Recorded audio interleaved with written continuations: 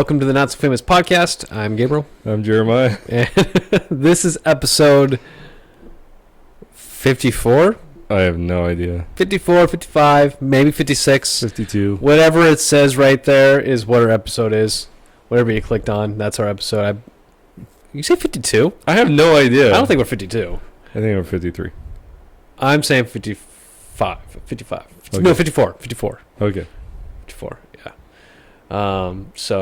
But it is December 28th. It's been a few weeks. It's the 29th. Is it? Yeah. Wow. Oh my gosh, 2021. It's that time between Christmas and New Year's where you really don't know what day it is. It's kind of a blank. You just kind of like it feels like this this empty area. Yeah.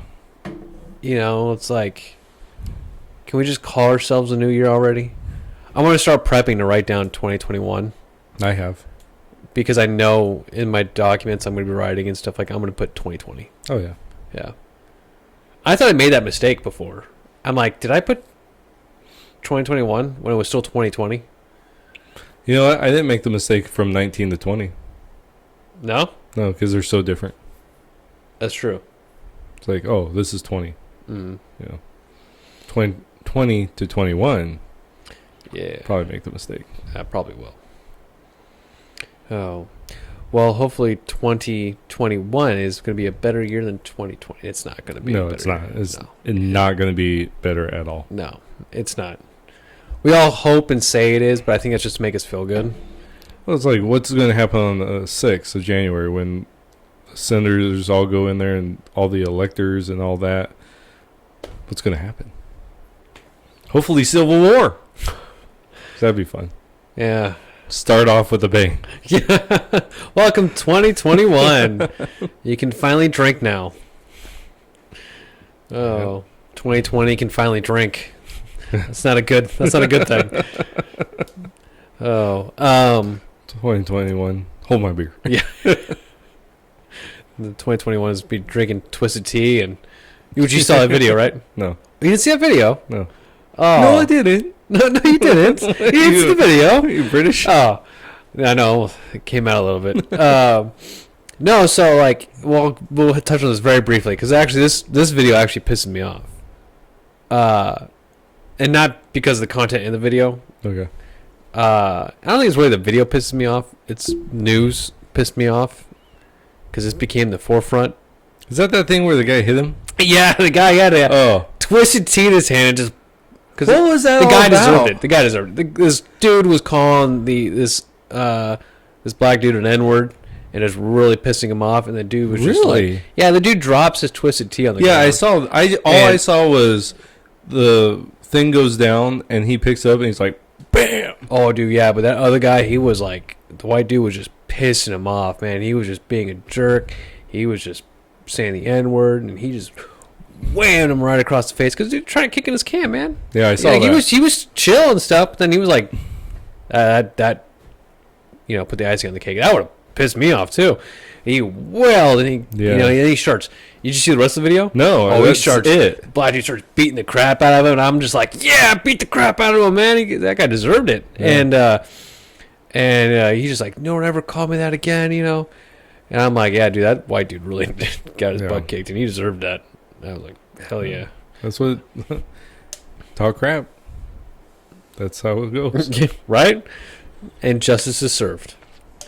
But that video pissed me off. I bet you that guy never got in a fight in his life, the white guy, and was probably one of these guys that's just, like, entitled. Probably. Yeah, we want to talk about entitlement. That guy probably was. Yeah. And...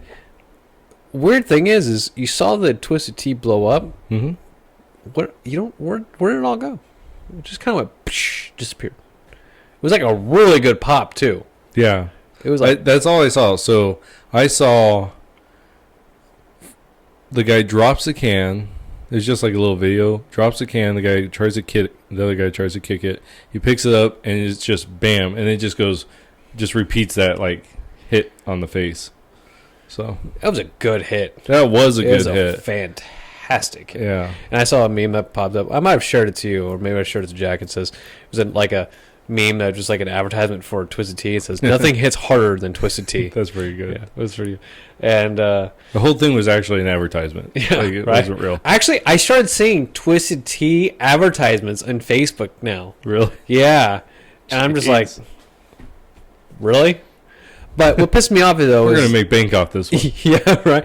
Yeah, poor Corona's like, why can't we get anything good like that? No. All we got was a stupid virus. But I saw so much stuff about that specific thing, about that whole Twisted Tea can in the face video over the terrorist attack that took place In Nashville. And nobody really knows anything about it. Mm-hmm. It was just kind of like a quiet kind of thing. Yeah, it was. Okay, so I'm not a conspiracy theorist, but let's get into the mind of Jeremiah. so apparently this is what's being said about where that was exploded.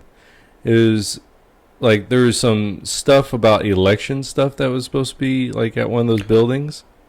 Really? I didn't know about that. So I just read, this was like just one article, right? Like I would have to go find it.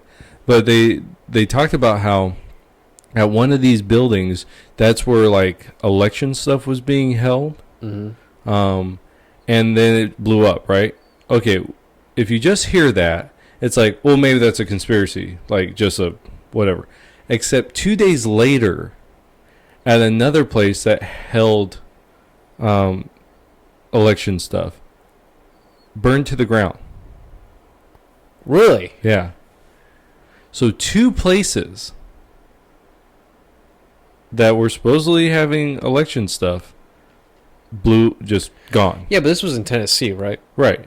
But was Tennessee even a part of a dispute with...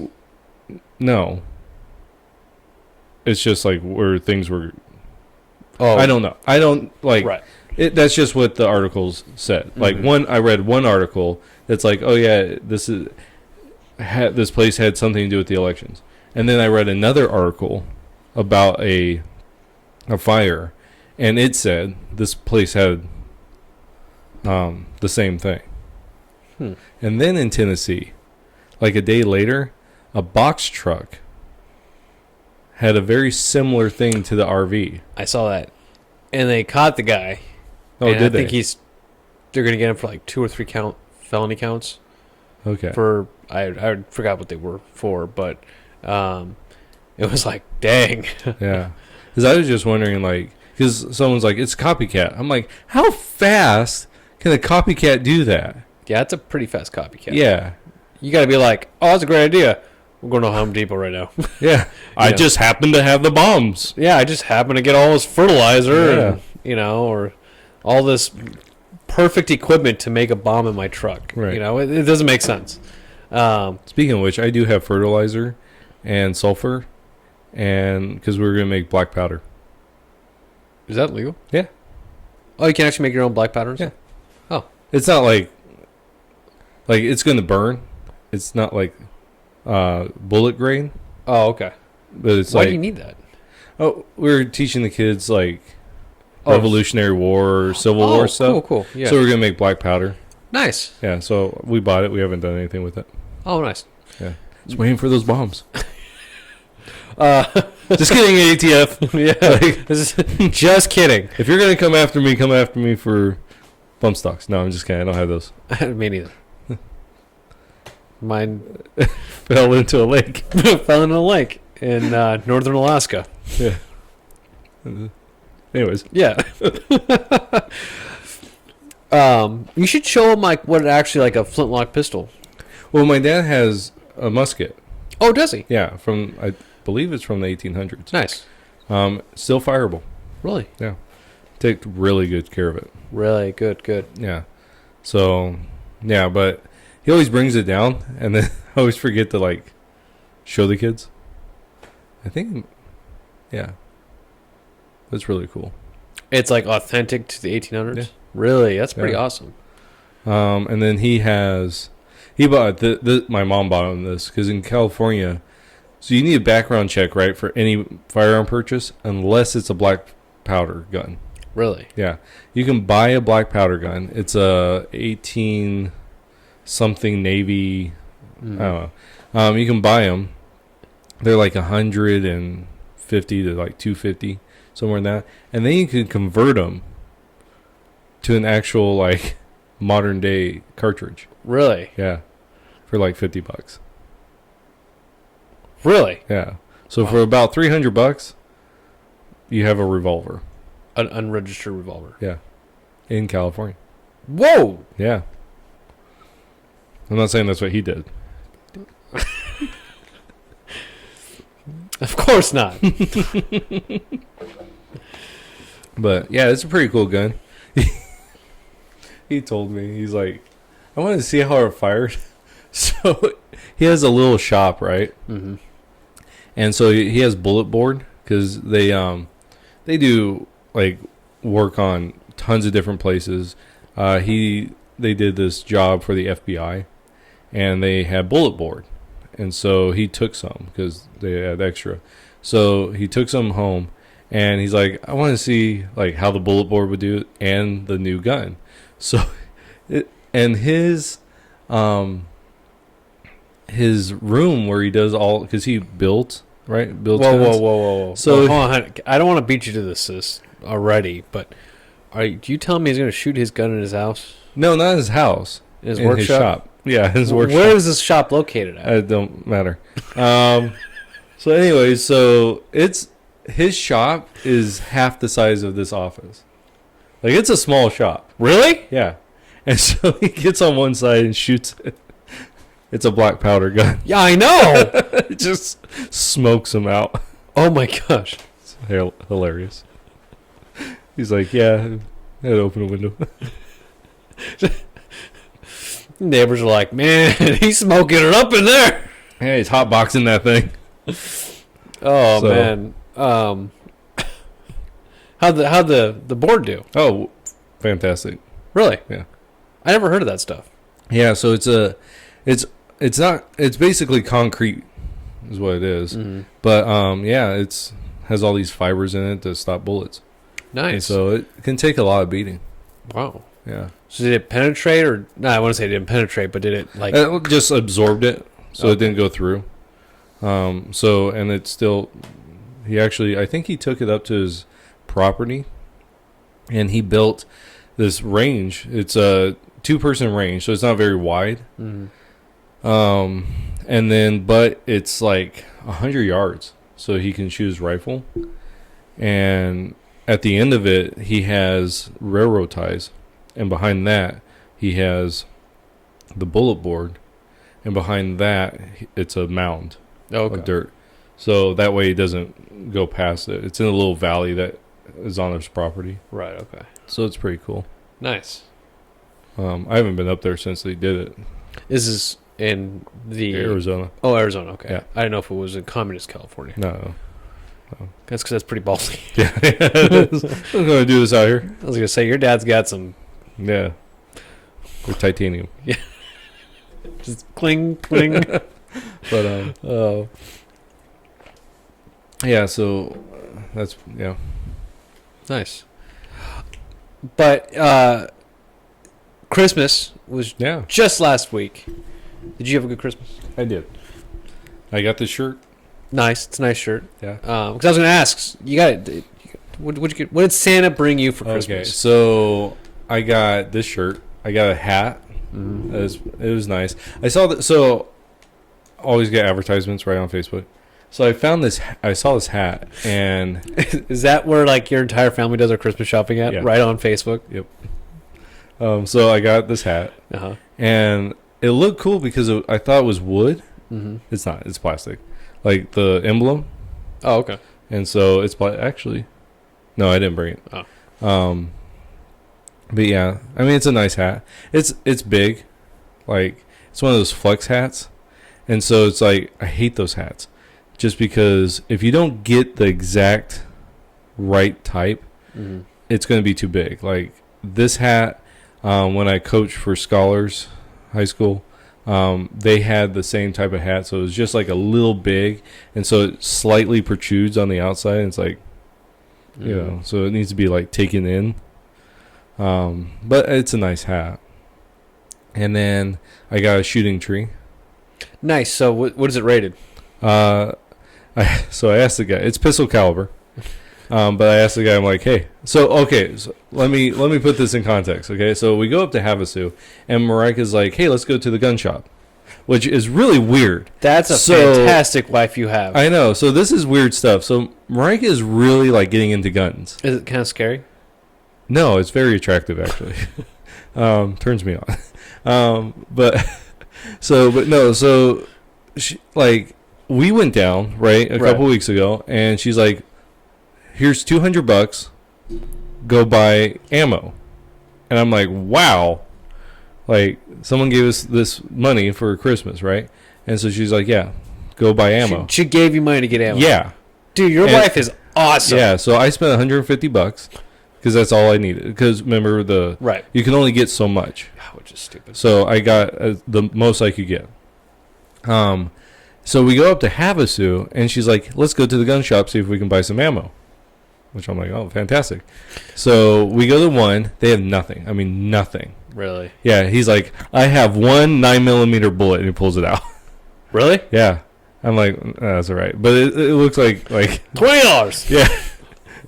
So cheaper than dirt. And so I'm like, I saw some magazines. I always want to support small gun shops when I can, you know. So I found these two magazines. One said just a tip, which I thought was funny, and then the other one says don't Californianize my Arizona. So I bought two magazines. Oh, those are pretty cool. Yeah, for the AR, which I did get. Someone gave me an AR. They sold it to me.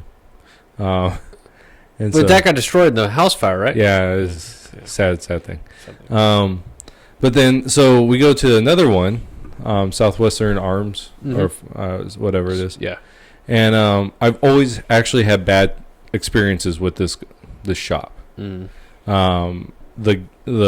two guys that I've dealt with, one of them was there, and both of them have been jerks to me, like just rude. Really? Yeah, and I don't understand why. Like, I'm not the most informed guy with every gun, but I asked them, like, what did I ask? First time I went in there was, it wasn't even about a gun. It was about getting Marika her CCW, and they were just rude, you know. But it was the only time she could go was through them, so that's why she went. So, anyways, so begrudgingly I went there. Right, because it was an easy access. We were in we were borrowing someone's truck, so we pulled in there, and we go in, and I asked him, "Hey, do you have any like 223-556 or 9mm, or what do you have?" And they're like, all out of 9. They did have some selection of other stuff. I called you, and I was trying to remember if it was 357. Yeah, and like nobody had 375. Yeah, and I was like, there's 375.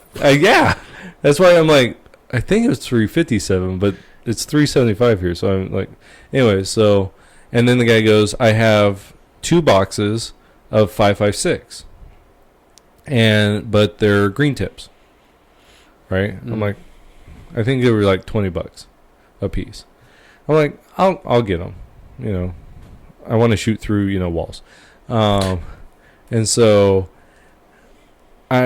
But that guy, we started looking around because I wanted to see what guns they had, because for that lady that she wanted to buy a pistol, and so I was trying to see what they had, and they had the M&P Shield in 380, so I called them.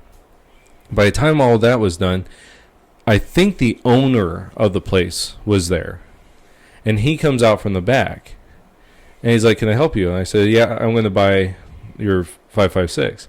And he's like, "Okay, well, they're $20 a piece. I'll give them to you for $35 for both boxes." Okay, that's great. Say $5. And then the Marika's just staying behind me, and there's a tree set up. And she goes, "Why don't we buy that?" Out of the blue, she just No, okay. So we've been talking about 2 years about getting a tree, and so, but she just looks over and she's like, "Why don't we use the last of the money that was gifted to us through the church, and buy this tree? We've been wanting it for a while." So I'm like, "Sure," and it's $329 or something, and so I tell the guy we're going to buy that tree too. He goes, "Okay, I'll give it to you for $310." I'm like, "Cool, Merry Christmas." yeah." And so he's like, "I got a brand new one in the back. It just shipped, so it's in the case and everything. And it's still in the box." I said, "Cool, we'll take it." Nice. Yeah. So we saved like $25 or something, and now we have a tree. Haven't shot it yet, but so I asked the guy. I'm like, "So pistol caliber, can this be shot by? Is it rated for rifle?" He goes, "Well, if you're far enough away and you don't use those green tips." I'm like, I wasn't going to, but now you gave me an idea. I mean, you got to experiment, right? Right. I mean, maybe it won't. Maybe it will. Yeah. Who knows? Exactly. I mean, you have to experiment in case something happens. Right. Civil War. So, yeah. So, I'm like, I wonder if I was at 200 yards if we could do that.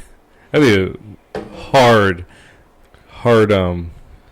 game. Is it, so I'm guessing it's got a nice play at the bottom to like stand, and is it the one, like, I guess, It's pole with, what's it, a pole? It's a lot thicker. Yeah, than it's, that, but is it V'd yeah. in the front, so when the round hits it, it'll... Right. And then does it have plates swing? that swing? Yeah. So there's 6 total. So 3 on each side. Mm-hmm. And then, it sits at an angle like this. So you stand over here and you're shooting this way. So it's like this. So it's angled down, and it's got the, we always called it angle metal. But it's a 90-degree thing. So, so it dings it off and down. And so it looks nice. Can't wait we're going to go out either New Year's Day or New Year's Eve and shoot. Are the plates colored? They're yellow, but the yellow paint has been like chipped off in transition. So just buy some spray paint, 'cause that's what we did. And then over time when you're shooting it, the spray paint's going to get messed up. So just spray over it again so you can tell if you're shooting it or not. Of course, you'll hear it too, which is the best part about those things. So all you got to do is just hear it. You know you hit it. Right. Which is great for also sighting in rifles too. I mean, if you want really precise, you want paper, of course. Right. But if you really want to just know if like you're in the ballpark, that's good too. Which Rika wants to do a rifle course. Oh, a front sight. Yeah. Man, you got to have your wife talk to my fiance. Yeah. Just kind of like... We're in our 16th year of marriage. So there you go. No. It's got to be a lot faster. Yeah. You know what's funny is on Sunday, when you were talking about your wife wanting to go to front sight and stuff during the sermon, and my mom leans over to me. She goes, "Man, Marika really, came a long way from shooting, And I'm like, I know. Like, dang. Yeah. I was like, I'm really proud of your wife. But I'm really shocked that she's like, here's some money. Go buy some ammunition. Yeah. Man, this is a Second Amendment family right here. Yeah, that's for sure. Well, it's crazy. So she mentioned doing the rifle course. And so I'm like, okay, any money that comes in for me for Christmas, I'm going to buy an upper, right? And I'm going to buy like a 20. So my AR-15 is a 16-inch, and it's just it's Panther arms. It's a cheap one. I bought it for like $300. It's a good rifle, but it's only a 223. I can't shoot the 5.56. So it's a cheap. I put an M-lock rail on it because I don't like the the cheap plastic ones that. So, but everything else about it, I really like. Shoots well, and everything. So I told Marika, I have a lower because I have an AR pistol. So I have a lower. I'm like, I'll just buy the upper, and I'll get like a 20-inch. So it'll be my sniper rifle. So when stuff hits the fan, I can just go up on top of the roof and just wait. And so I priced it all out, and I figured, okay, this is how much it's going to cost, because it is a 20-inch, so it's going to be more expensive.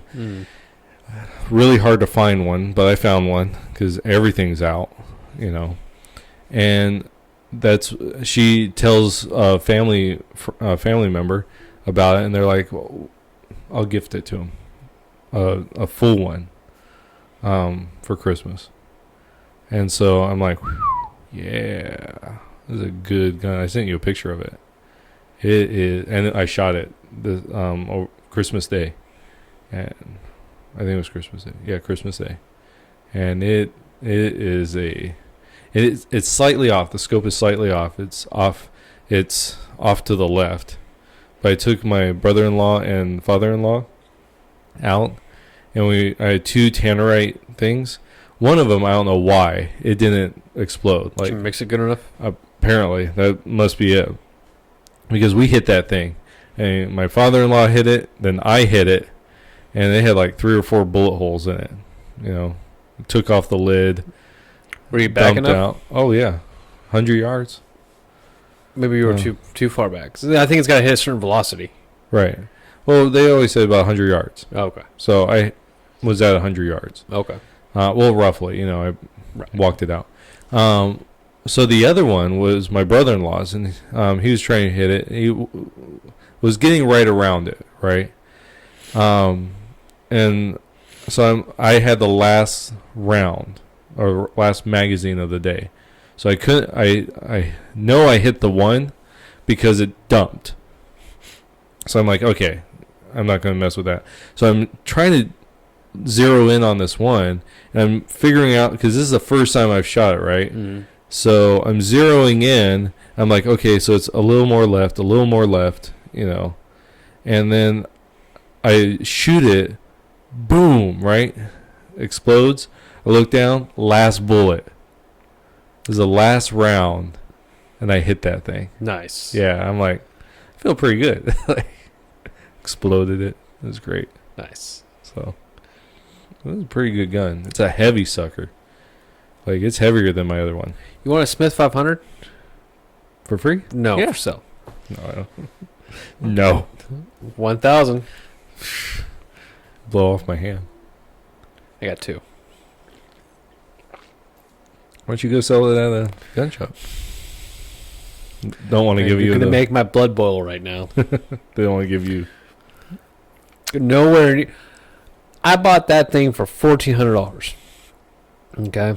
I love it. I bought the 8 3/8, and then I bought a 6-inch because I was like, I wonder if, the longer barrel was like, it's great to like, check what I got. Yeah. It's and that's why I got it. It's a talking point. Exactly. I love the power. I have a great gun. Oh yeah. Well, do you have one of these? Yeah. Right. I love the power behind it. I love showing it off. It's that novelty gun that I'll never use. Right. Because if I do have to use that, I'm in desperate times, desperate needs, to where if I have to resort to a 500. You shoot one time and hurt yourself? Yeah, like I'm probably just gonna die, because if I have to resort to the largest caliber pistol, it's not like, maybe to stop an engine block, but even then, like, I'm not gonna hunt with it. There's a tank coming at me and I need the yeah, Smith 500. Yeah, I'm going through my guns. Yeah. But really, like, there's so many other a plethora of weapons I have that would come first before that. Right. So if I had to resort to that, but again, it's just a talking point. It's something I just love the power. I love the feeling of just having one of the most powerful hand production pistols, in my hands. Right. It's just cool. Plus, it's a gorgeous piece. I just love it. But I bought the 6-inch also, and I'm just like, I don't like this. It's actually got more recoil than the 8 3/8, which is weird. And I just doesn't look as good. So I went to a gun shop. I'm not gonna name them out, but I went to a gun shop down in Yuma, and I was like, "Hey, I like to just sell this so I can get something else, just because I have no use for this. Right. I don't sell guns, but I wanted to get a price just to see, and they were gonna give me $400 for it. Really? Yeah. Wow. And I looked at the guy and said a colorful word, packed up my gun, and left. Because to me, that's just disrespectful. Yeah. I'd rather have him just say, "Look, man, it's just not even worth it. Just maybe try this place out. Instead of like kicking me in the balls and then trying to convince me that this is the best option. No, man. You should. Why don't you try spray? Not sprays. Yeah, let the cat in the bag, man. That's who it was. I'm not saying it was them. Cabela's. That's where I got it from. You're like, you guys sold me this piece of crap. Take it back. It's all right. It's just they usually give like an extra at least $100 for, like, if you buy another gun there. Yeah, when it came to the 6-inch, either you want the 8 3/8 or you want the 4-inch. That 4-inch is beautiful. My father has the 4-inch. Yeah. And I was like, "You want to trade?" He's like, "Definitely not." Because 4-inch has less recoil than the 8 3/8. The 6-inch has the most. I know. That's what's weird about it. You expect the shorter barrel to have more. No, it feels comfortable. It feels great. When you're unholstering, if you have to unholster it, it's a lot quicker than pulling out an extra 4 inches of barrel. Right. 4 3/8 inches of barrel. So it's just all around the 4-inch is the best. 8 3/8 is cool. It leaves a statement. I like that. 6-inch, throw it away. I just, 8 3/8 is good for. Should sell it to Jack. Like, this is the carry gun you need. Yeah. Let me see your 38 special, man. Because he's got a 38, right? No, he doesn't have nothing. Oh, that's right. No, I thought his dad did. Oh, maybe. But why would he give the ammo? That's true. Yeah, I don't think. Sorry, I got confused there for a second. Yeah, I think his dad's friend, has the 38 special. But yeah, so I went to Sprague's, and they just chipped me. Yeah. Which reasons why I hate? There's only one reason why I hate gun stores. And that's because usually the guy behind the counter is usually a jerk. Yeah. And I hate that. We probably discussed this before. Yeah, but I think we have. Everyone behind most gun store counters is not friendly.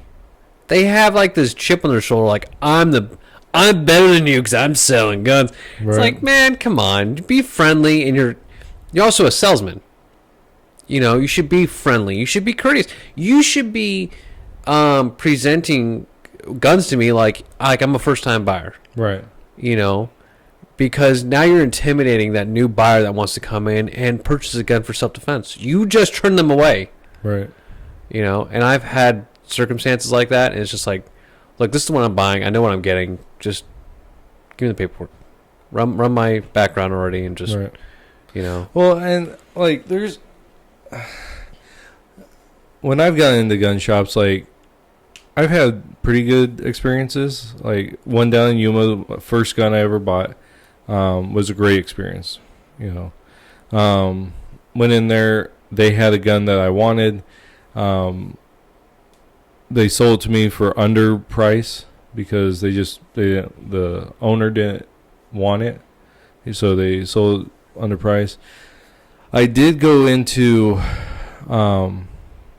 Cabela's, and we bought a gun for Marika, her Glock 26, and the guy wanted to sell us a 380, and I'm like, no.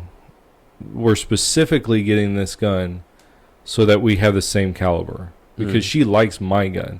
She just feels like it's a little too big for her.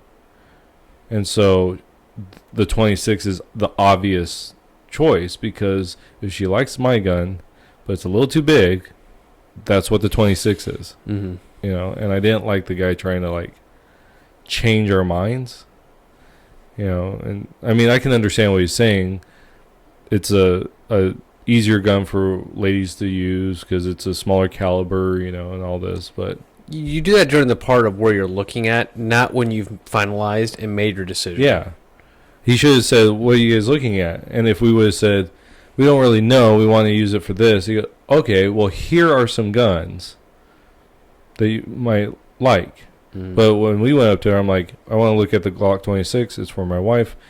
And so that's what we want to look at. And he's like, well, you could look at these other ones. I was like, no, that's not what I asked you. I asked you, can we look at that? But, you know, Southwest, right? Right up the street from them is another one.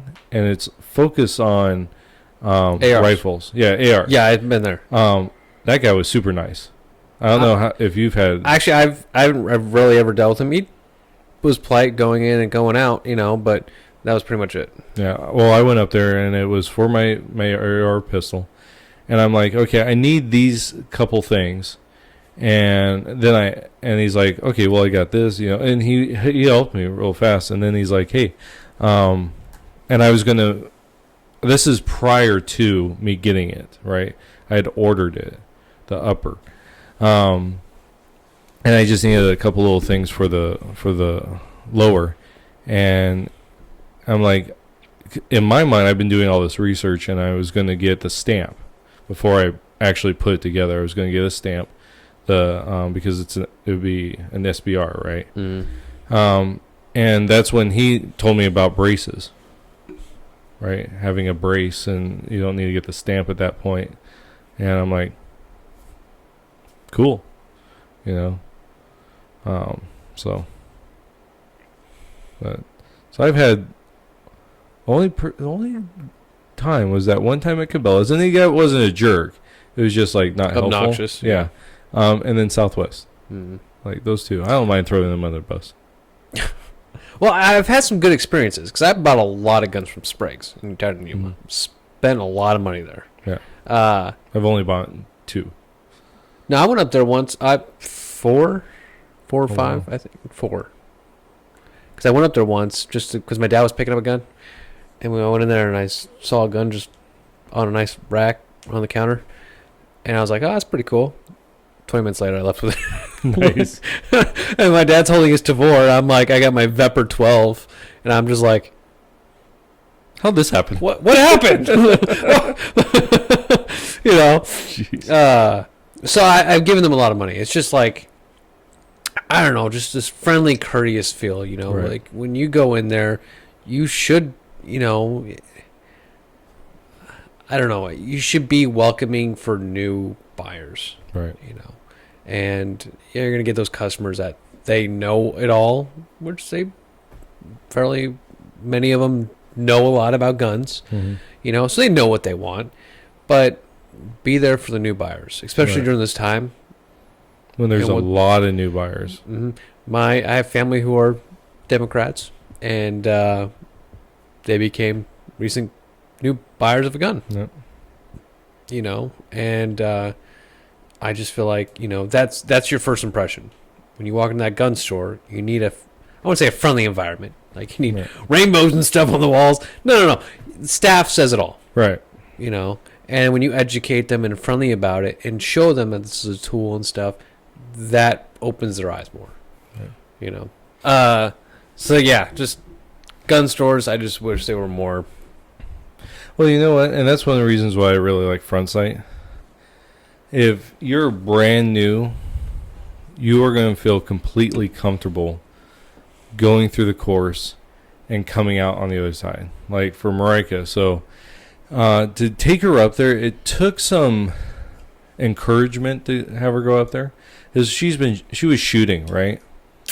And then when we went up there, the way they treat you, because their whole purpose is, they say, to change the face of gun ownership, in the sense of they want everyone to be pro 2A. They want everyone to have a firearm, to know how to use it, and defend yourself. Like, that's their purpose. And so everything is designed so that that's the outcome. And those instructors are so just great. They teach you all the fundamentals. They walk you through the steps. Those that need extra help, they focus on, and it's just really, really good. And one of the things they talk about is not being drill instructors. They're not there to be a drill instructor. They're just there to be instructors. And so they are phenomenal.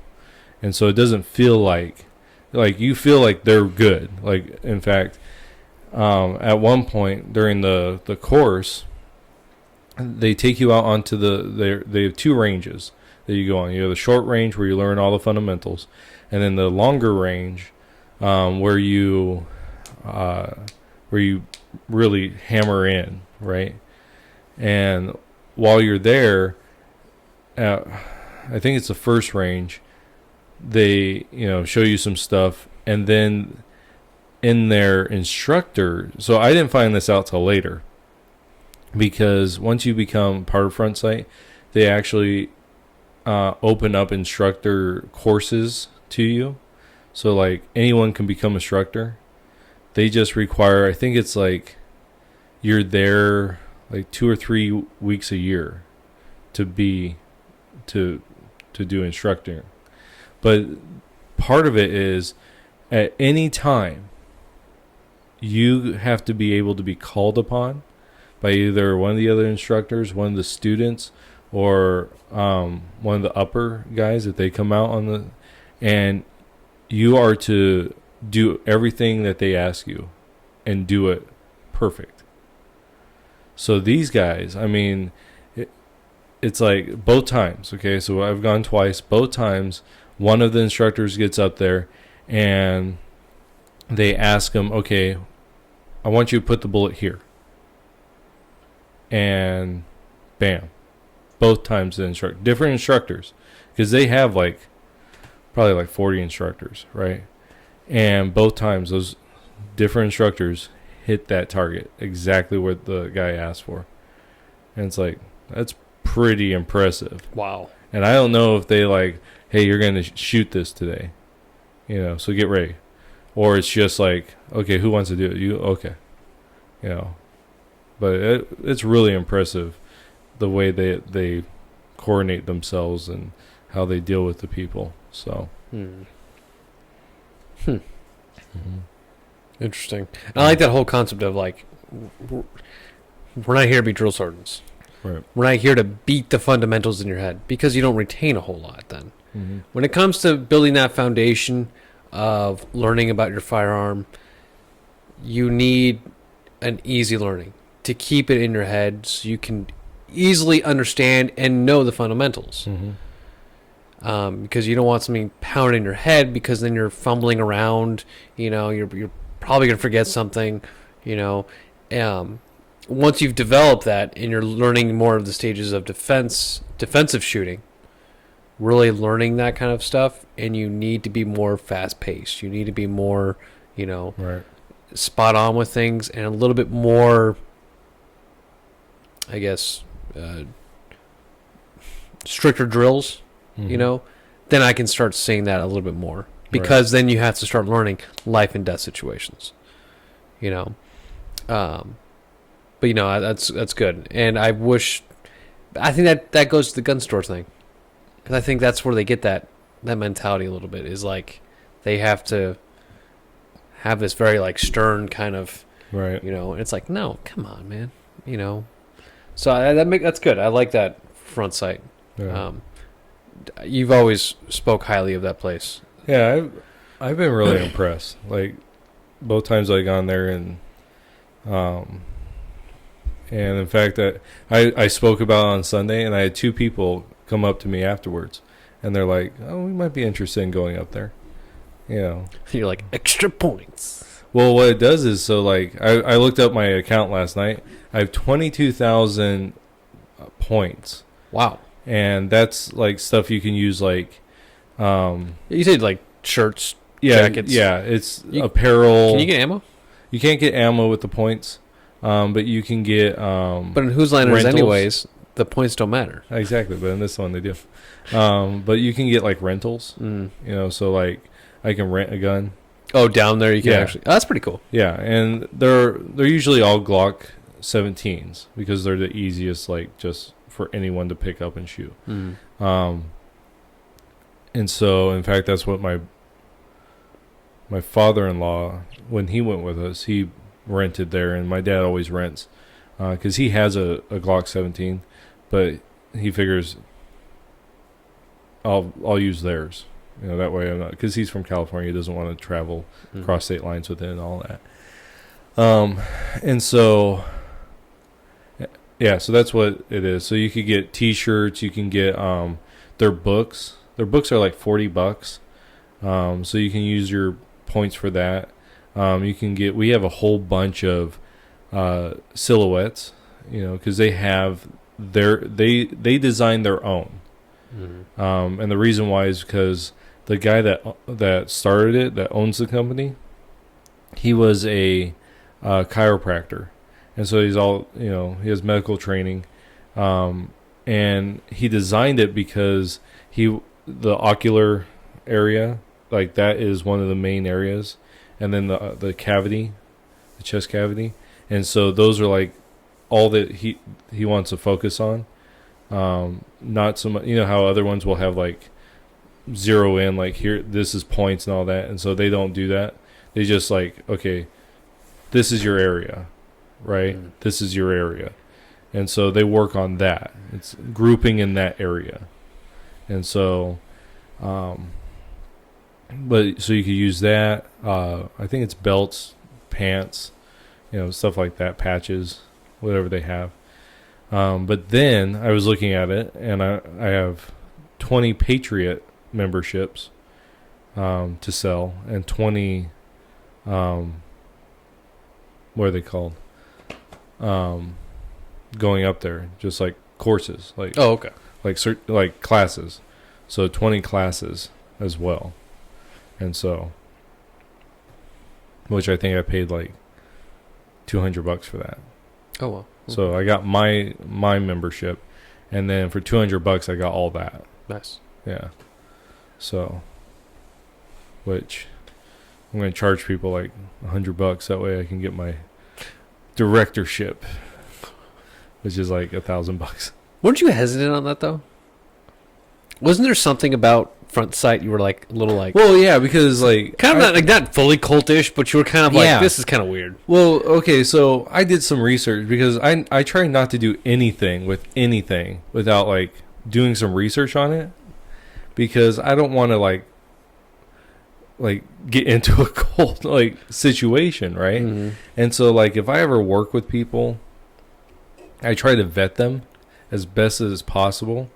Anytime I look online for stuff, like I'm researching, I try to like, okay, as I'm researching this, who is the person that is saying it, so I understand what they're saying, so I can understand why they're saying it, right? And so like just for like ministry stuff, like I won't use certain websites because I know that they aren't biblical. Like they might have some good material, but they're not biblical themselves, so I don't trust their material. And so anyway, so I did some research on this, and the guy's like Front Sight down in southern Arizona, and I'm like, I was just watching a video, and it was on like cults, like different cults, and he's like talking about this one in Arizona, and he's like, yeah, and Front Sight was down in this area too, and they're kind of a cult. And so I'm like, that's all he said about it. So I'm researching like Front Sight in Arizona, right? Nothing. And so on that video I commented, I'm like, hey, could you send me any information about Front Sight in Arizona? Nothing. Like he didn't respond to me. And there wasn't like a lot of comments on the video. So I'm like, why wouldn't you like, so. But he said he called it a what? A cult.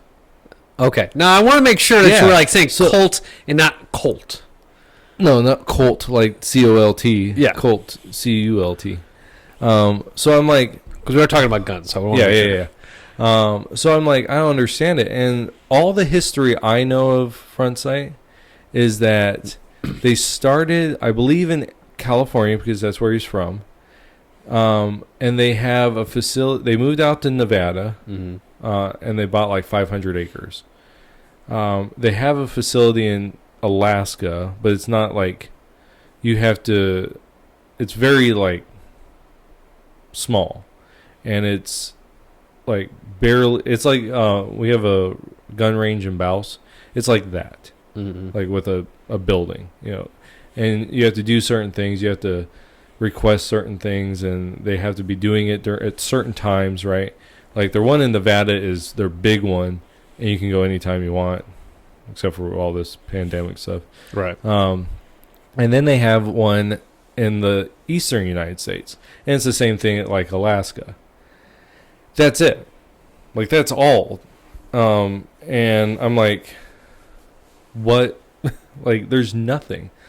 I know that there's some people that got ticked off at Front Sight and they sued them because what the guy wants is he wants a full like what's it called, resort.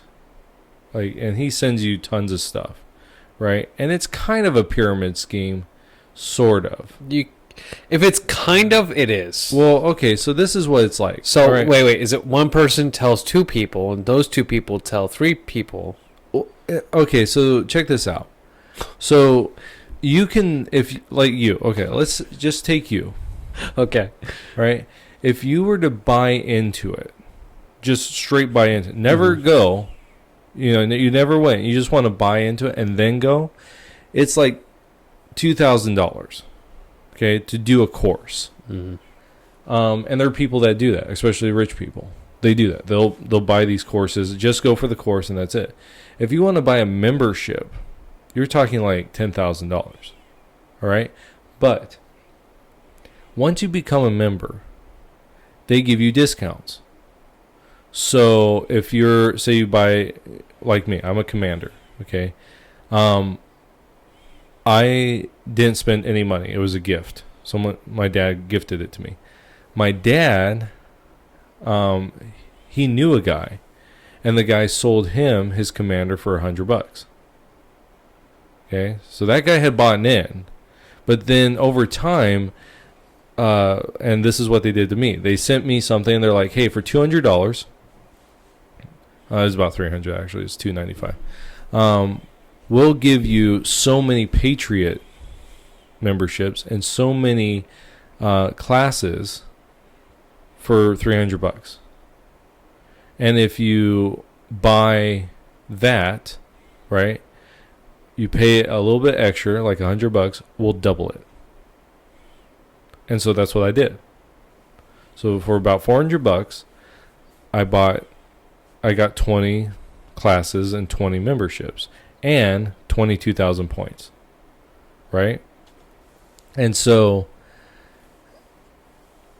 that's what it is. So if I sold you one, say I sold you a Patriot membership, it's $100, right? And so now you're into it, and now they'll contact you and say, "Hey, do you want to upgrade to a commander?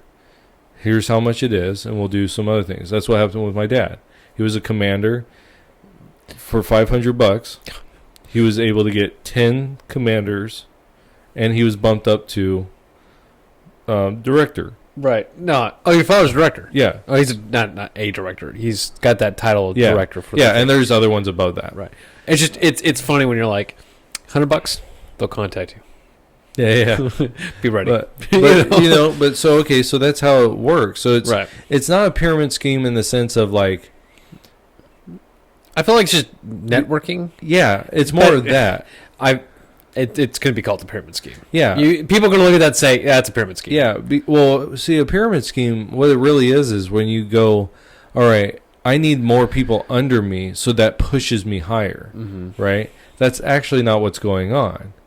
You're whatever you're at, right? And then you can get more people in, but that doesn't actually affect you.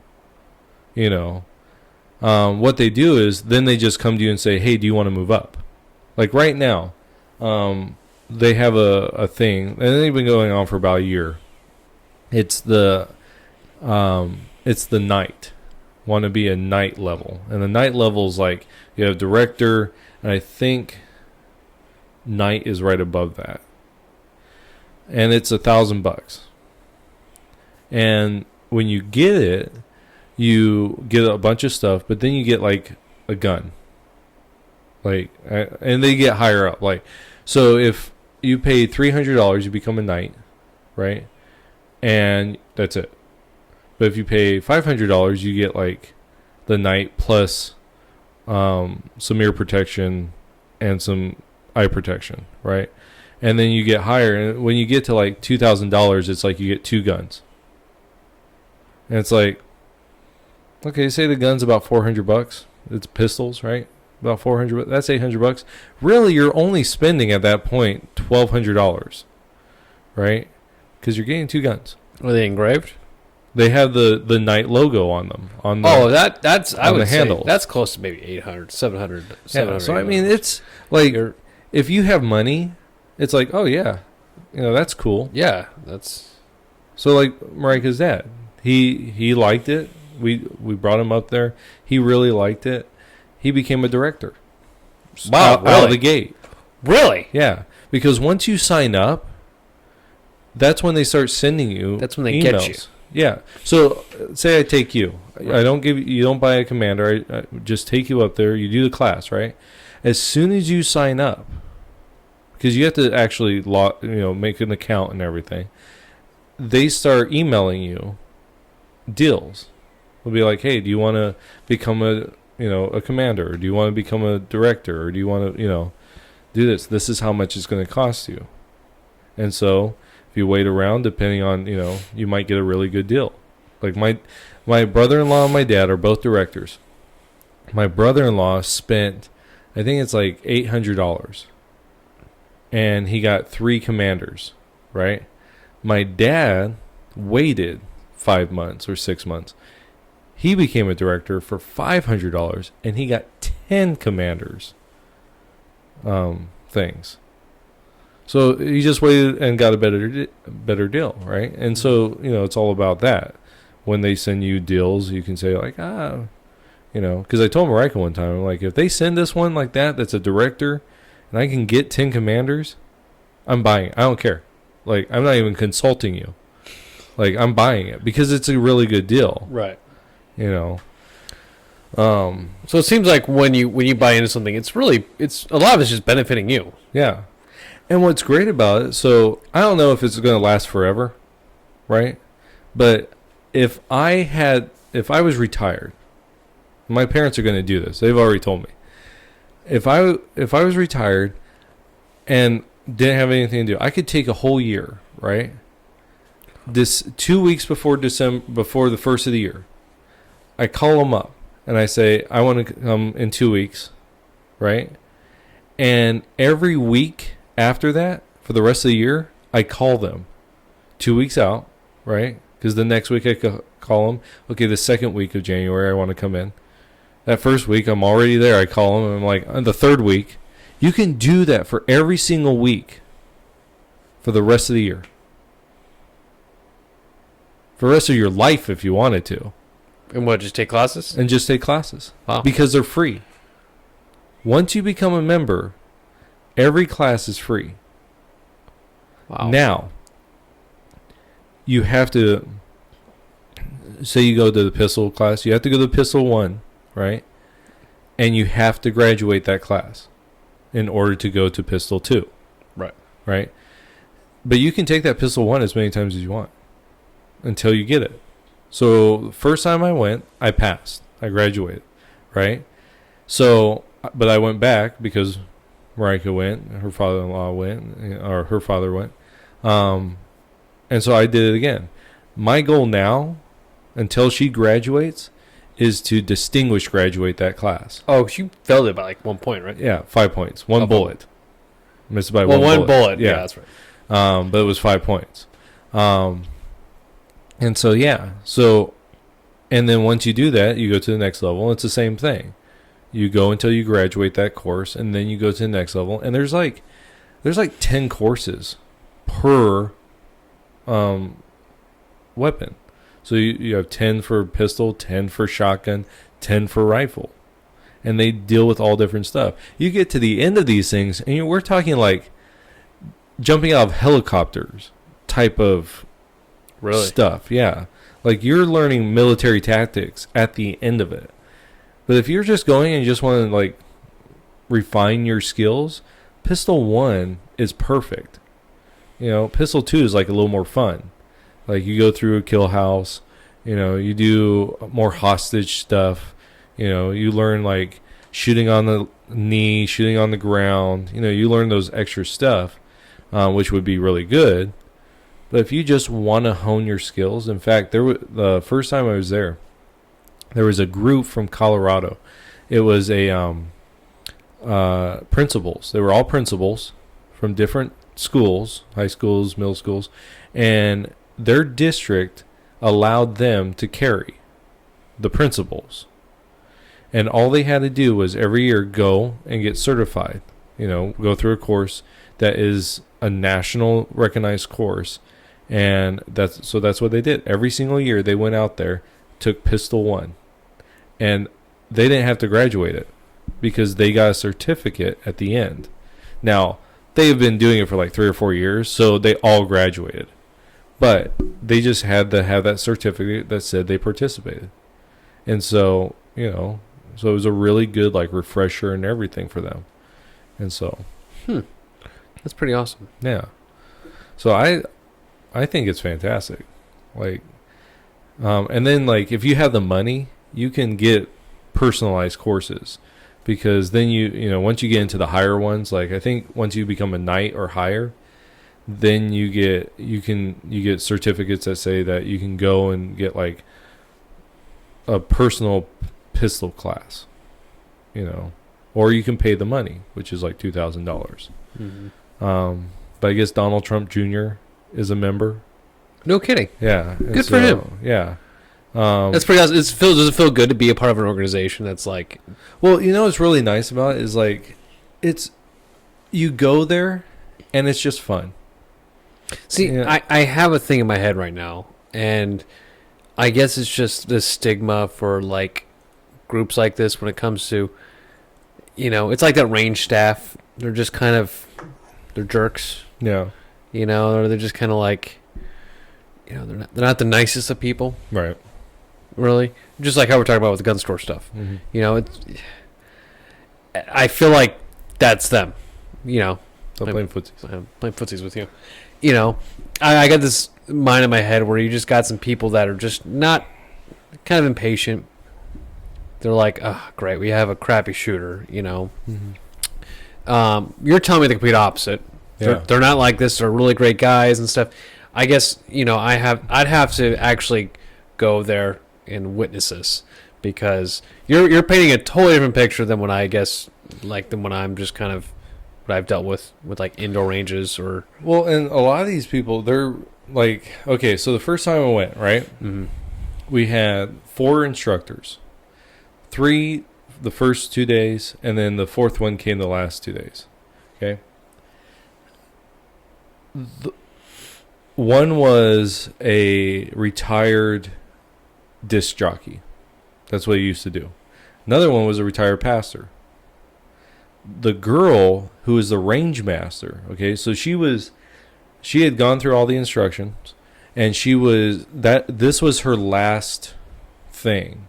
So okay, there was 5 instructors, because one was in the background. He never actually interacted with us, because the girl that her going through it was her range master. Like at the end of it, if she did well, she would become a range master. Like she was, I want to say 26.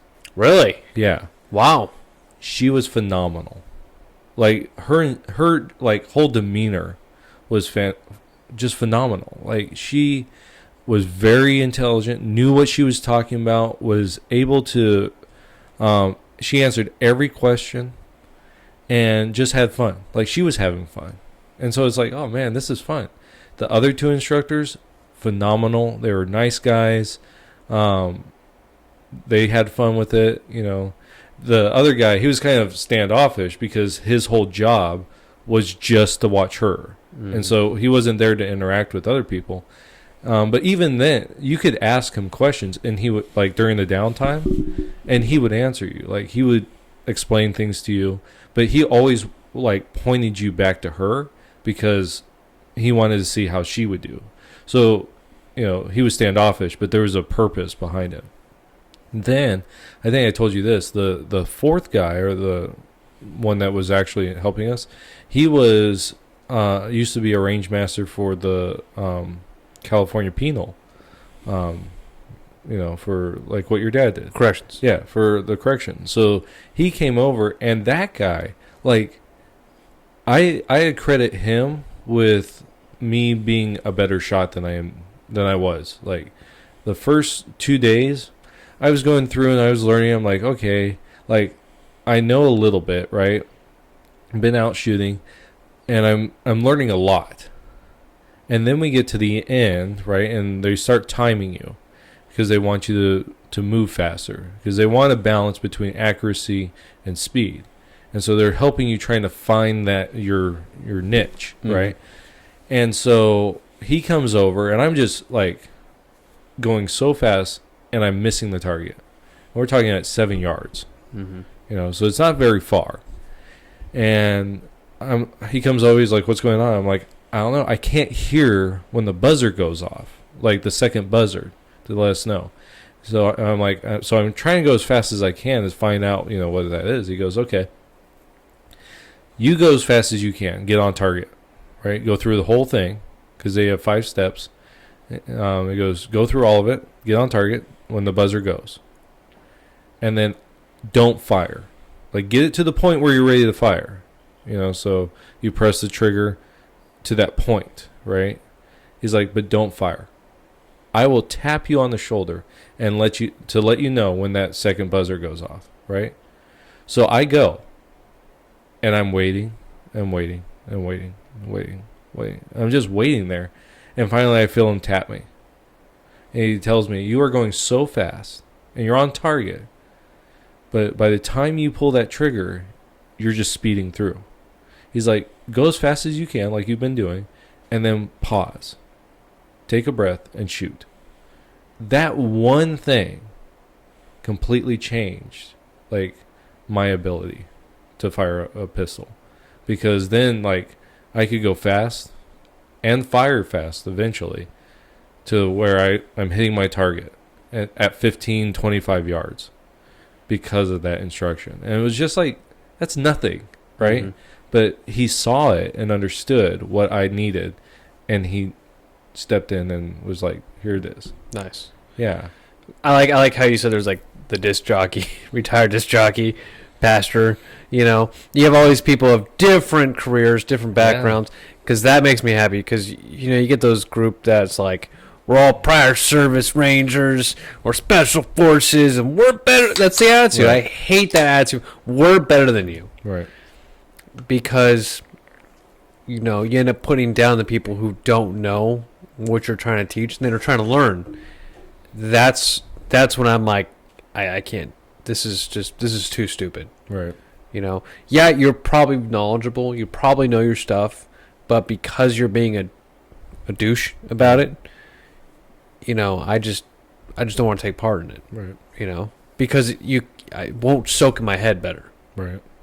You know, so you're making me like front sight more and more each time we discuss this. Yeah. So that's good. So I appreciate our front sight conversations. I haven't asked you, how was your Christmas?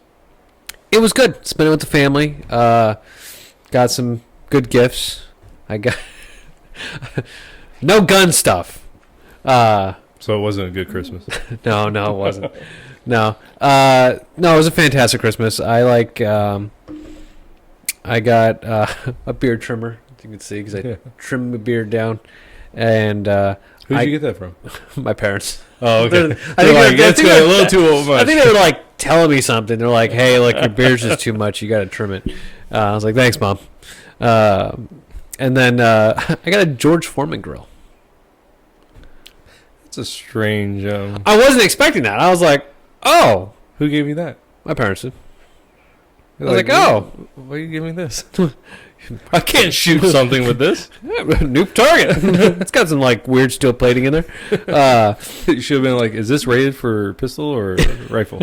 I think maybe 9mm. But I tested out the George Foreman grill. Actually, it's pretty good. You know, it's different than it all the time. It cooks it so quick. Yeah. You know, it's quick and easy. You want a steak real quick, boom, 5 minutes, it's done. Yep. You know, quick and easy, painless. Pretty cool. You do paninis. You do a lot of things with it. Mm-hmm. Pretty sweet.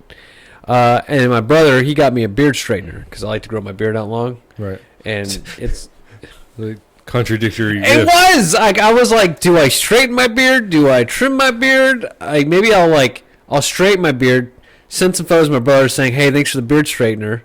You know, because my beard does get really bushy if I don't straighten it. Like it just, you know, which isn't bad, but I just kind of like it for work. I like to be a little more presentable.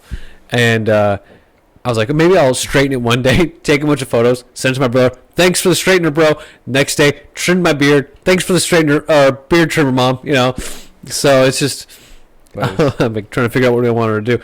And then my fiance got me some like beard stuff for my beard. I'm like, "Thanks, babe." You know, I'm like, "Oh." So she buys you a curler, a beard curler. Yeah. What do I do? Give me a few months, babe. So no, it was a good Christmas. I had a good time and stuff. I got you ever seen those like Dr. Squatch ads on Facebook? Those like organic soaps. I got a bunch of those because I'm really into that because I don't like a whole lot of things with chemicals in it. Yeah. You know, I'm just makes sense. And it just feels really good on the skin. Really good smell. I love the smell of that stuff. I got 3 bars of it, and it's just some pretty good stuff. I don't know if you're like that kinds of stuff. I don't care. I just my Irish Spring in my hand. Yeah. See, when it comes to hygiene with me, I like, you know, I'm not saying I'm like a high class, like I need the best, you know, stuff, but I'm like, if it's like good for the skin, good for the body, I'll take it, you know. And this was, I want to give it a try, and it was pretty good. But my fiance ended up giving me this weird bar of soap. I was like, "Thanks, babe," but it was like infused with beer. I'm like, I think I'll go with my like Bay Rum Dr. Squatch soap. That's interesting. But it doesn't smell bad. It's like a giant block of soap, though. I'm like, "Thanks, just babe." Cut it off. Yeah, I'm like, either you're telling me to look better, get me beard trimmers, and then like apparently I stink. You know, I'm like, "Thanks, everybody." You know.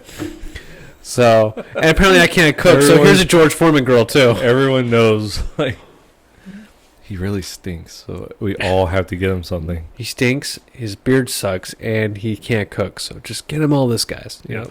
No, it was a great Christmas. I had a good time, and everything was great. Beard trim was really good. It's a very expensive one, and it was able to trim up a lot of things up. Beard straightener was really nice. George Foreman grill was cool. Works really perfect. Stuff was great. Really cool stuff. So it was a good Christmas, you know. Got some gift cards. Took the fiance out to a nice dinner day after. It was great. Cool. So where'd you go? Went to the Riverwillow in Parker. Okay. In the casino. Which great restaurant, good steak, good potatoes and stuff, like mashed potatoes, you know, or if you like want a baked potato, good sides, you know, good dessert. It was funny though. We went to the restaurant, right? We sit down, and all the waiters and waitresses have face masks and face shields on. And which, by the way, is really hard to talk or listen to when they're talking. Oh, yeah. And so you're always kind of like, what? Like, you know, did you hear me okay with all that stuff on your face? Like, you know.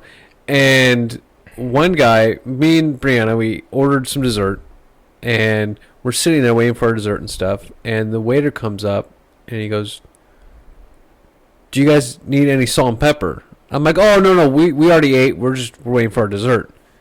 And he goes, "Oh, but do you guys need some salt and pepper?" about to have cake, bud. I don't really need salt and pepper. So you guys don't need any?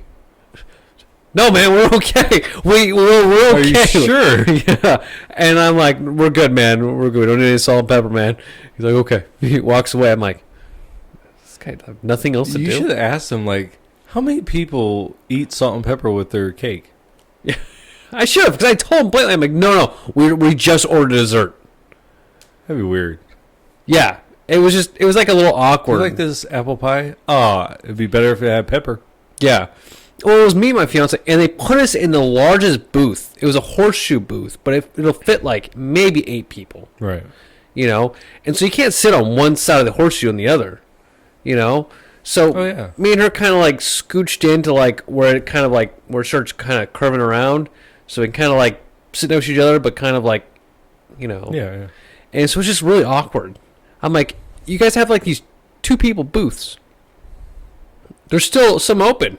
You give us this biggest one, and you have some. Was there a lot of people there? I mean, it was a little bit, but you know, not enough for we could be at a booth. Like, I know some of them do like spacing for seating. Right. No, there was like some that were available, and it was just like, this is like an awkward experience.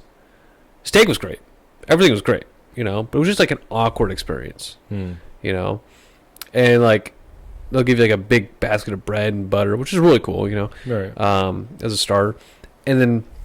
We ordered our dessert. We still had the basket of bread and butter there. And then this guy comes over, and he's like, you know, we get our dessert. The guy comes over, and he's just with a fresh basket of bread. And he's like contemplating, should I give him a basket of bread? Should I not? Did you see we're having our dessert, man? I don't think we need any more bread. Like, common sense tells you. Jeez. Like, but he's like standing in front of our table, just kind of like looking at his bread, looking at the bread on our table. I think they need more. I'm like looking at him. I'm like, don't give us that, man. Just walk away. Just walk away, man. Like, we don't need salt and pepper. We don't need more bread. Just leave us alone. It was just an awkward experience. Normally, we don't have this. I think they just got some new waiters and waitresses. Right. But it was just awkward. You know. That's weird. So yeah, and so that was my time at a steakhouse. Tell you what, so up in Havasu, there is a great steakhouse that if next time she's down, you guys want to have a real nice dinner, go up there. It starts with an S. I would have to look it up. But it's on the island. Oh, is it next to Barley Bros? Yeah. Oh, okay. This is like the one right next door to it. Yeah. Okay. Like you're going over and you go right to the brewery. Right. And then the steakhouse is to the left. Okay, I've seen that. I've just never eaten there. It's good. Is it really? Oh yeah, it's pretty expensive. Like they had one that was $65, just one meal, $65. So I think mine was like 25 or something like that. Oh, dude, my bill over there, 2 ribeye steaks. I had a because you have to pay. It's like $8 for the sides, and all I got was a baked potato. You just throw a potato in the oven. That right there in itself was $8. Her mashed potatoes were like great. Delicious. Yeah. That was were like they mashed potatoes with gravy or were they like just mashed garlic? Potatoes. You don't want gravy on these. It was good just garlic? the way they were. Yeah, it was like a garlicky kind of. Yeah, but there was some other stuff too. Mashed potatoes. But it didn't need anything else. Just that. No salt and pepper. That salt and pepper guy can get the hell out of here. But each, you know, it was $40 for the steak. $8 for each side, almost about $6 to $8 for each side. I only got one side because I'm like, that's good enough for me, you know, because it's getting pricey. And then it was like maybe $5 to $10 for the dessert, which wasn't. I was like, that's cheap, Yeah, you know. In total, it came up to over $100, like 110 about there, for 2 steaks, 2 sides, you know. And normally they give you like a salad, but they didn't do that this time, so. But I was like, yeah. So it's about the same price then. yeah, Okay. yeah. Same price. It's just really good. Like it was a really good place. We're always looking for like restaurants that we could go to, like for a date. And so it was like we would go back to that. That's good to know. Yeah, because Lake Havasu is a nice area, and you know, for a nice little date night, it's kind of hard to go anywhere on here. And going into a Blue Water Resort and Casino isn't like the Yeah, and then afterwards you could walk along the river. Oh, that's true. You know, when we did it, someone was watching the kids, and so like we were able to stay out late, and Marika really wanted to walk, but it was like getting real late at that point. It's like, oh, we gotta get home, you know. But yeah, it's for two young people. It'd be really good. Nice. I got to take her out to that then. Yeah. It's a nice area to walk around too, right by. It really is. Yeah. Jim was telling me that on one of those sides of the bridge, there's still bullet holes from World War II. Like they never, because that bridge was over in England. That's right. Yeah, and there was a plane that flew and was being shot at.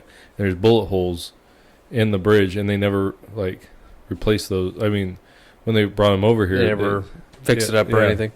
That's weird. Yeah, so I'm like, next time I go, really true though. I don't know. Like, is it like it won't be underneath, so it'd be on the sides. Yeah. So I'm next time I go, I want to check it out. But I don't know. What if Google has anything? Maybe. I check on my phone, but Yeah, I check it's on my over there. phone. I check my phone, but it's too far. The guy asked you. So this is a different topic. Okay. The last time we discussed, we talked about the Mandalorian. I knew you were going to come to this, and I'm excited to talk about it. Okay, good. Because we took a Saturday. Yes. And we watched all of season 1. We had a mandate. Yep. It was great. It was really good. By the way, just because I told my fiance, I was like, so me and Jeremiah, we had a bro date. She's like, a what? I'm like, let me explain it, babe. Me and Jeremiah, we just marathoned the first season of The Mandalorian. Me and him bought a good-sized pizza, some snacks, Pepsi. It was great. Yeah. And he's like, she was just kind of got a little jealous. I'm like, babe, are you serious? Because you don't do that stuff with me. I'm like, I'll watch Star Wars with you. Yeah, let's watch Mandalorian. She goes, do you have Disney Plus? I'm like, oh, sorry, babe. Still your parents. Yeah, right? But she was getting jealous a little bit. I'm like, seriously though, you need to steal your parents. I do, because I'm just watch it. I know, because I saw some spoilers for season 2, and it was, yeah. Well, we can have another bro date. Sure. But okay, I just won't tell my fiance. But yeah, you really do need to catch up and watch the last, because all of season 2 is out now. So good. Yeah, you need to watch the whole thing, because it doesn't end on the cliffhanger, but it does end on I want more. Really? Yeah. I like that. I hate always cliffhangers, because it's like, all right, what's the cliffhanger going to be now? Right. You know, I like to, so it leaves you satisfied. Yeah. But wanting more. Right. That's awesome. That's exactly what this does. Like you go, oh, like you end, like, okay, so the end to me was, okay, this is a fulfillment of everything that we've been watching. And I want to know where the story goes next.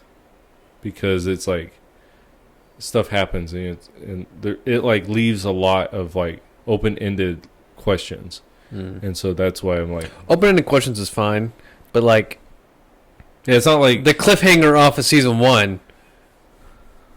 There wasn't one. Yeah, I thought that was that dude at the end.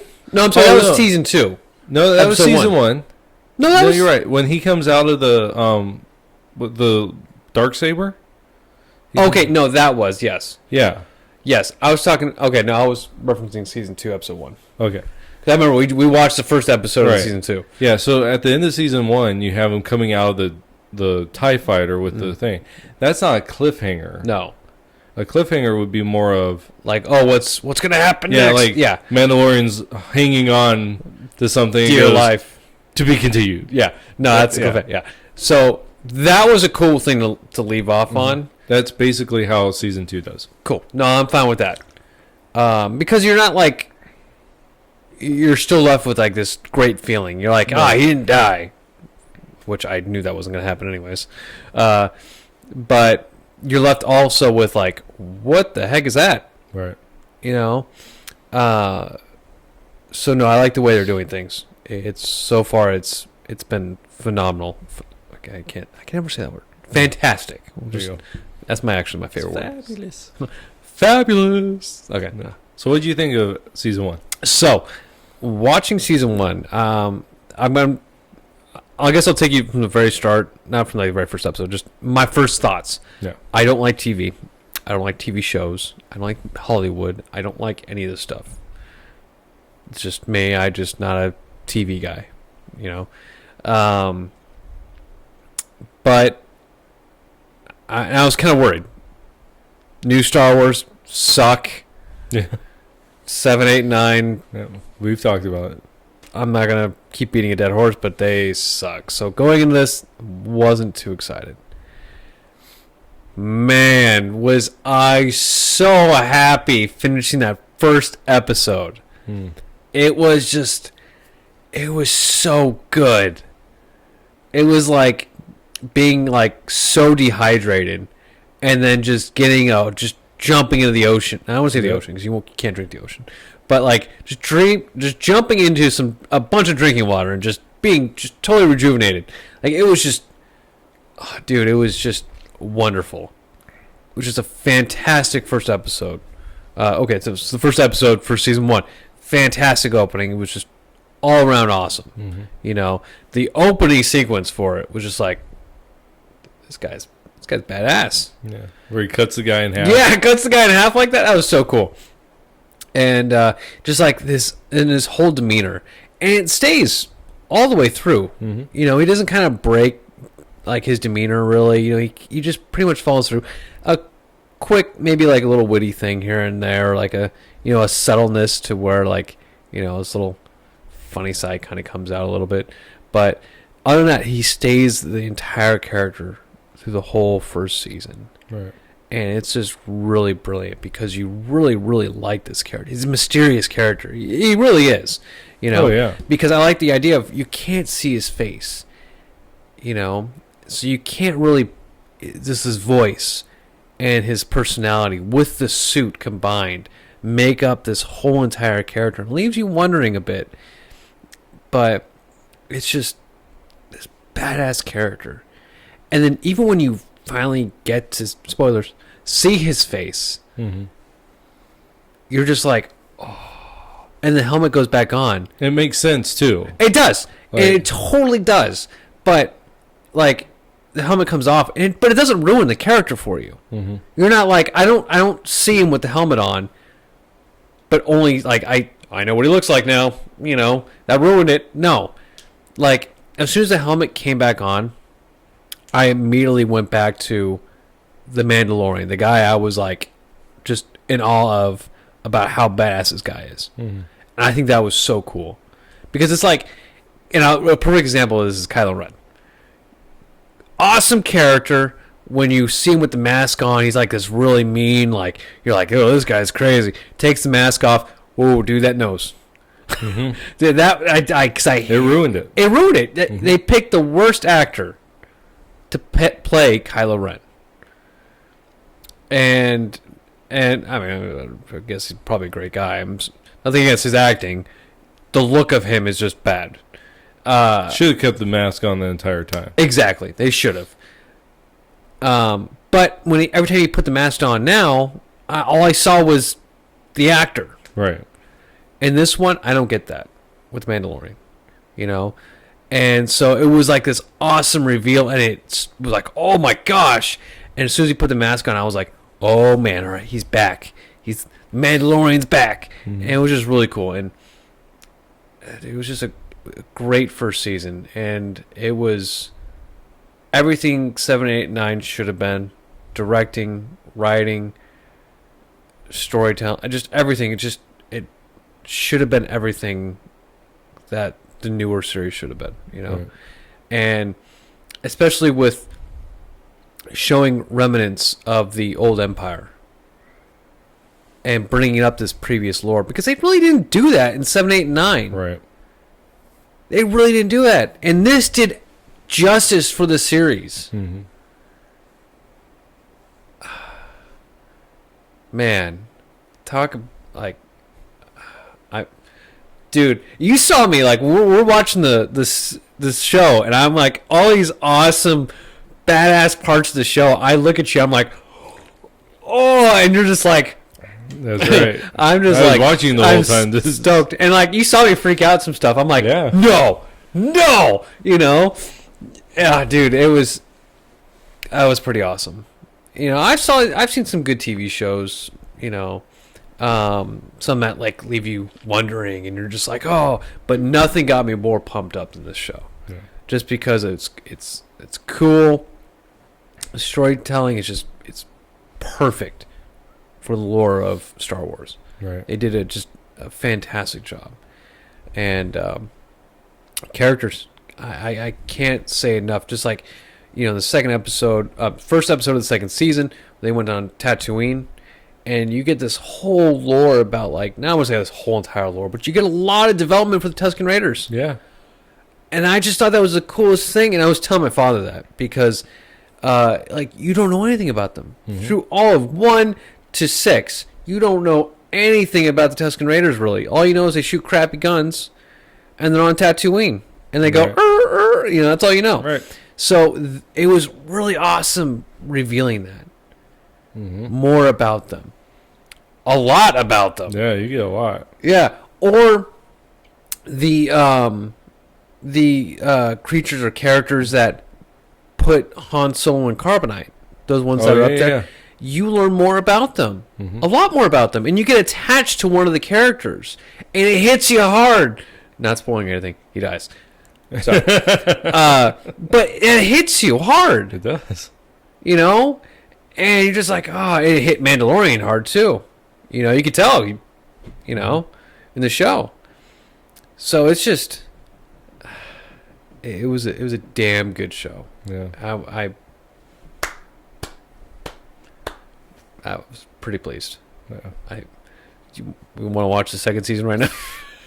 So, to me, 2 seasons, right? Mm-hmm. In season 2, it has 1 poor episode. So in the whole one, I think that's the worst episode. It's episode 2. So it's probably the worst, and it's not like as bad as like some other ones. Like, okay, the sequel trilogy, right?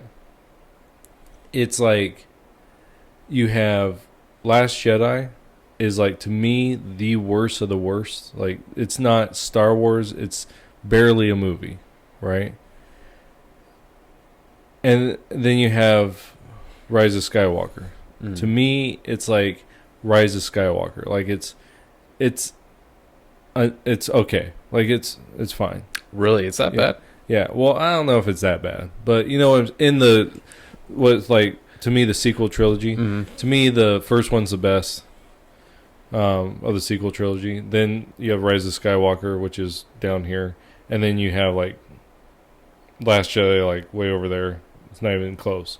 Like, this would be like here. Oh, okay. Like, it would be the second one.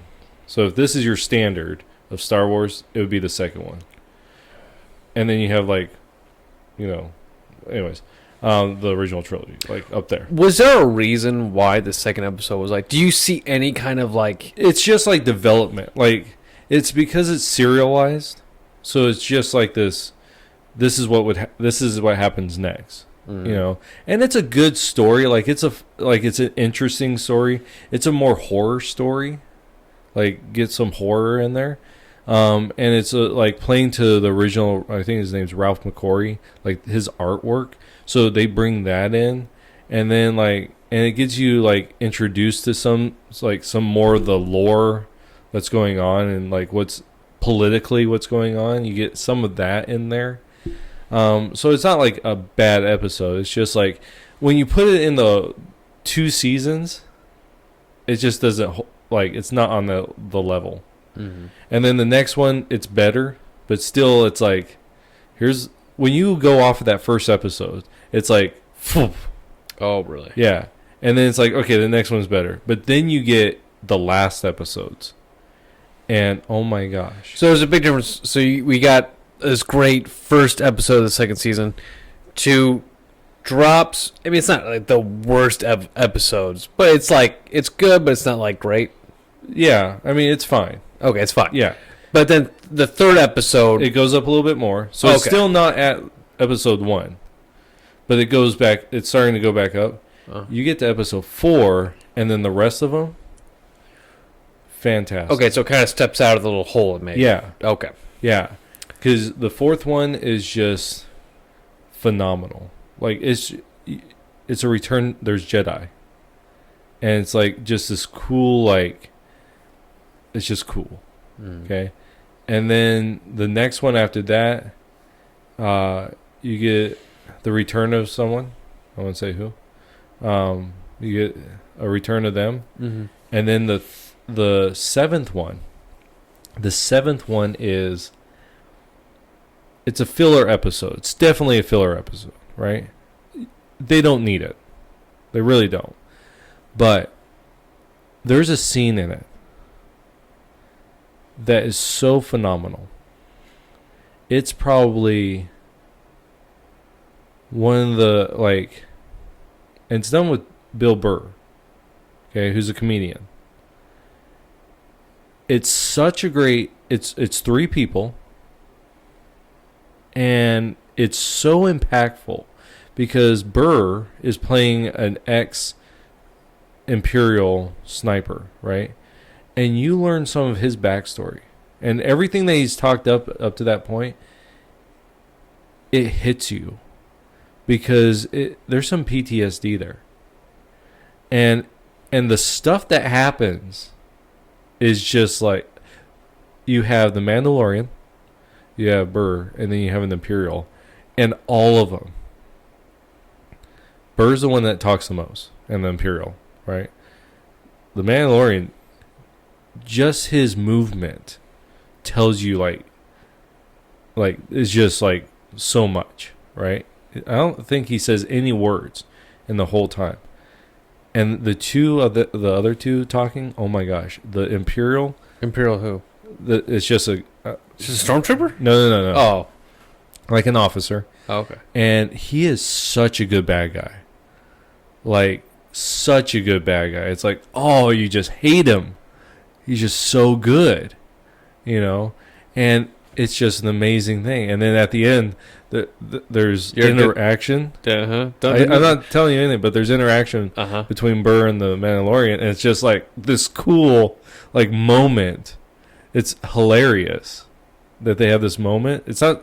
It's supposed to be a funny moment, but it's funny because of the situation. The way you're describing this, I feel like it's kind of like that Batman episode. You know what I'm talking about? Oh, where they're all around the table? Yeah.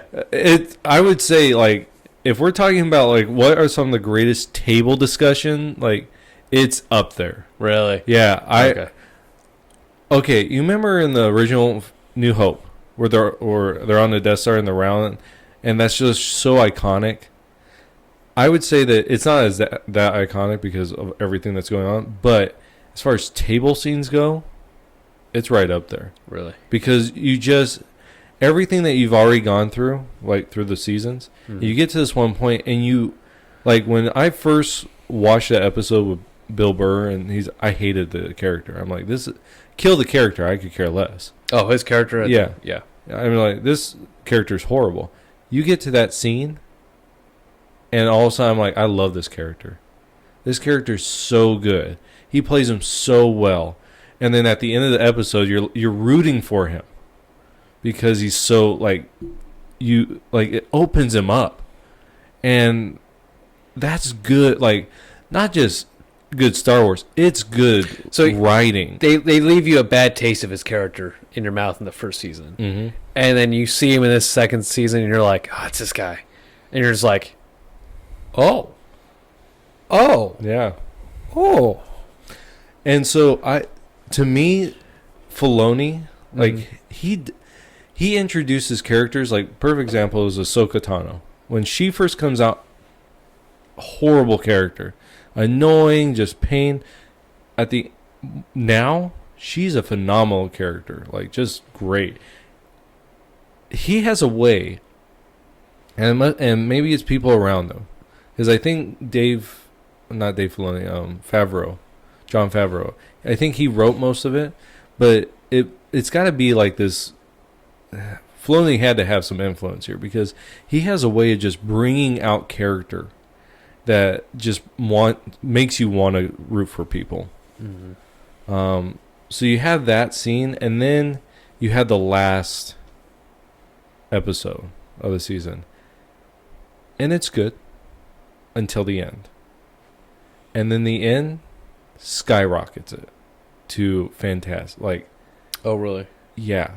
I mean, you go from, oh, this is a good episode, to, holy crap, this is the best episode of the series. Wow. Just because of what happens at the end. I mean, the whole thing just like, I love what they've done. Like, you want to talk about how this captures the original series? That, the final 10 minutes, maybe I think is all it is, maybe 15,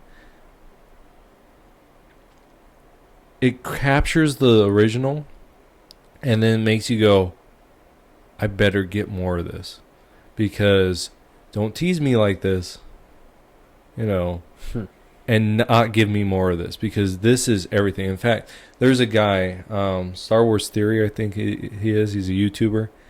He cried at it because it was so fulfilling. Nice. What happens. And it's just like, this is Star Wars. Like, everything that you grew up in those original 3 episodes, right? 4, 5, and 6.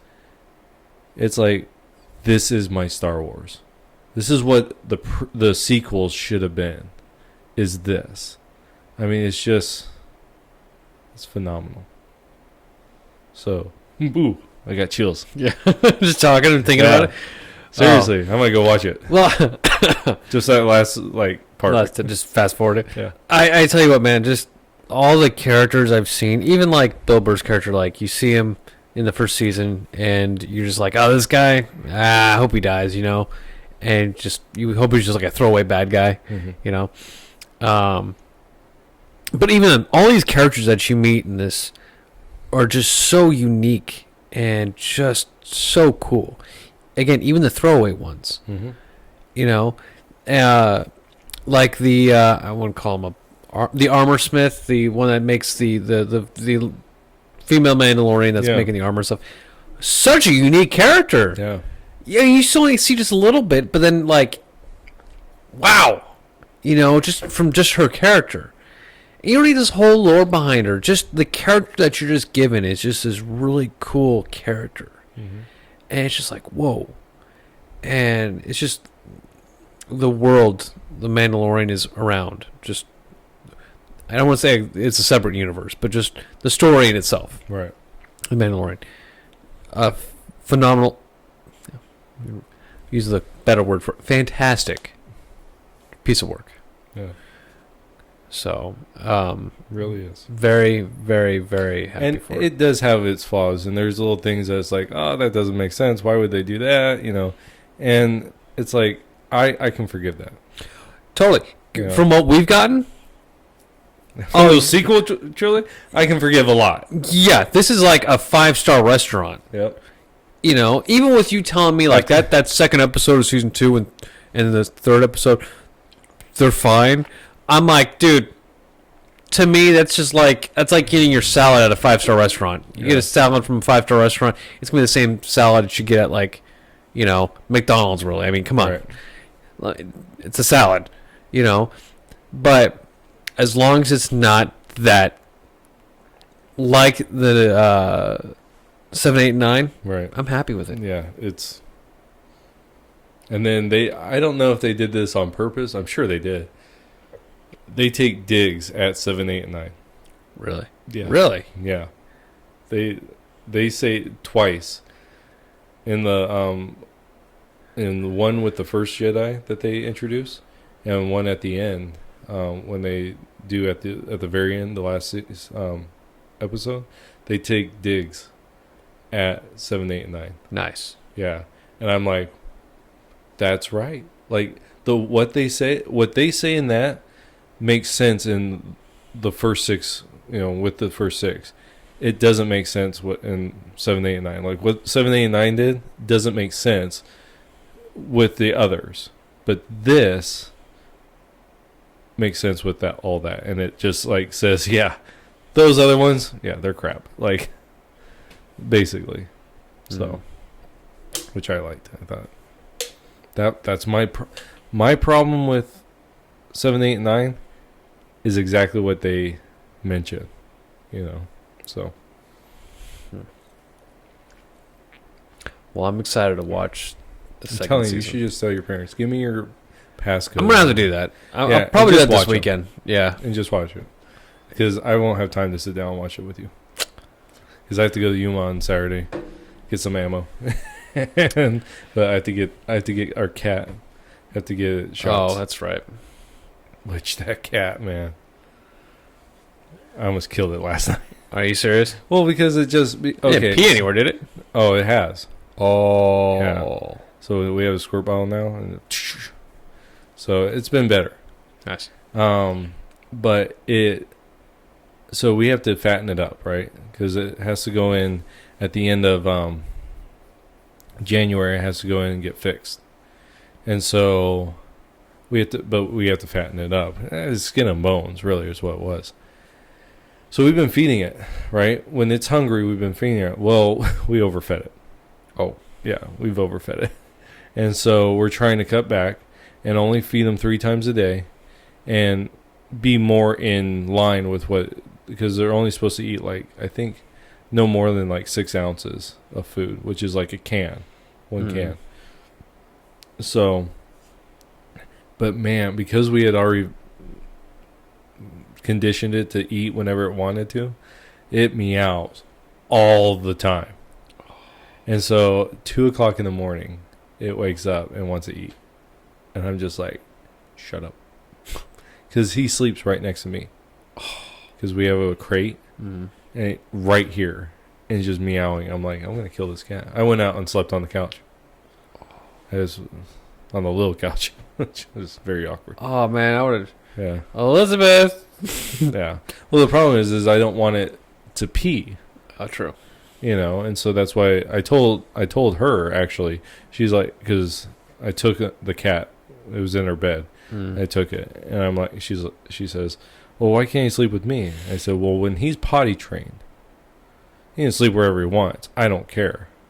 But until he's potty trained, I don't want him roaming the house, because then we have no idea. Like, we know of a spot that he likes to go and pee, because he's done it twice.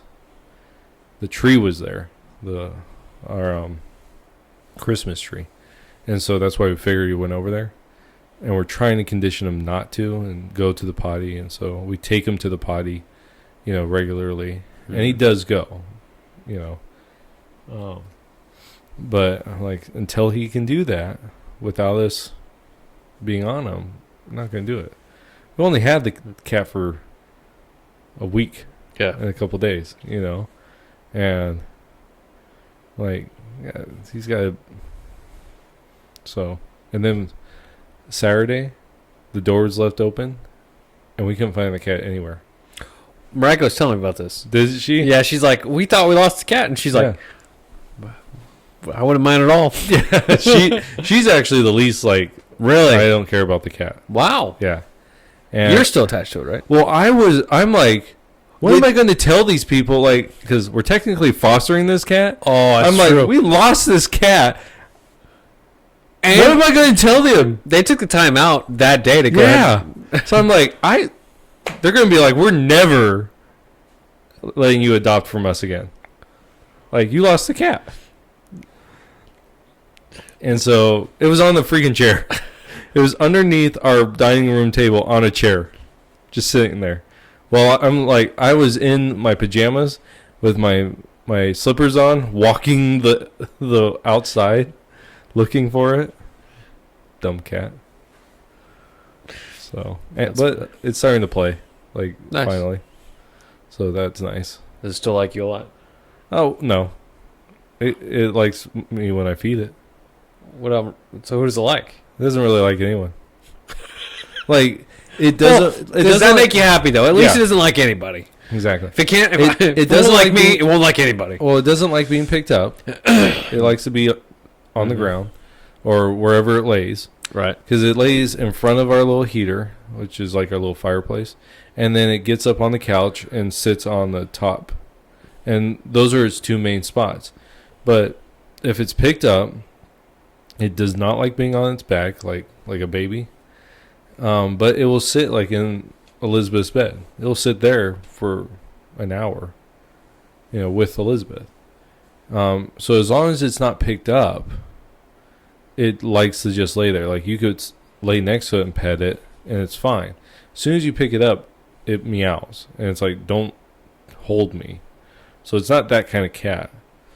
But I have a 7-minute video on my phone of it playing with this little thing that we bought, where it just has like balls going around in circles. And I have a 7-minute video of it playing with it. Because I'm like, this is the first time this cat's done this. I want to see how long it lasts. Played with it for almost 8 minutes. Wow. Yeah. So I'm like, So are you a cat person now? No. But I still like my dogs. Dodger comes over today. I'm sitting on the ground, and he comes over to me, and I'm like, oh, hey. And I start scratching him because he just sits, right? Like up. And so I'm scratching his chest, and I stop. And he grabs me, pulls me to his chest. I just scratch. He did that. I stopped like 3 or 4 times. Every single time, he grabbed my hand, pulled me over to his chest, and so I would scratch him.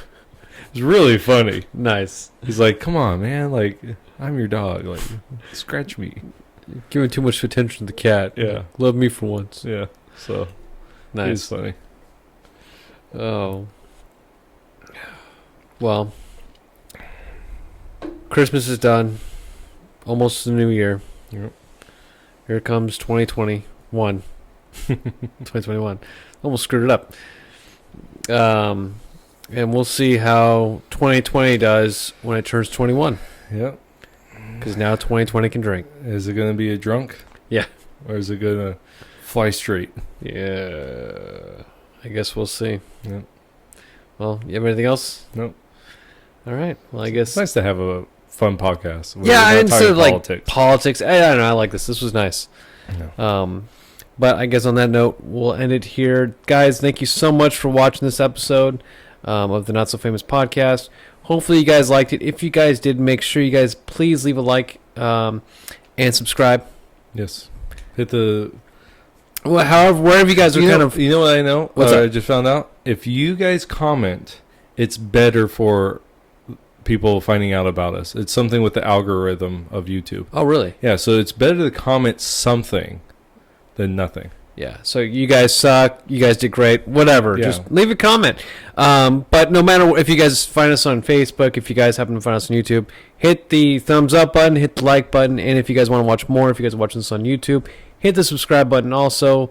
Leave a comment. Leave a comment on kind of like what kind of topics do you guys like us to talk about? Do you guys like us to talk about politics, gun talks, nerd Mandalorian TV show talks? I don't know. Leave a comment on what your guys' thoughts are on this. And, yeah, so on that note, we'll see you guys in the next episode. Take care. Bye-bye. Good morning, Sunday morning.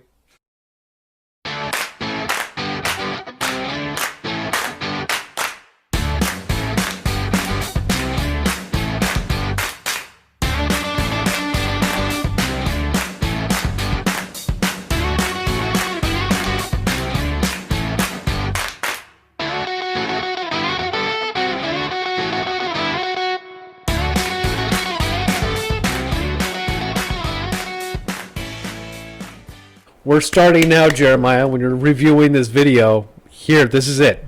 Okay. That way, when you're going through, like, where's Gabe being an idiot at? I can't find it. Yeah. It's all of it. Shut up. All right. Oh, I gotta. Yeah. I got this, Gabe. All right. Yeah, keep that in. Don't keep that in. Yeah, I will. At the end. I hate you so much. All right.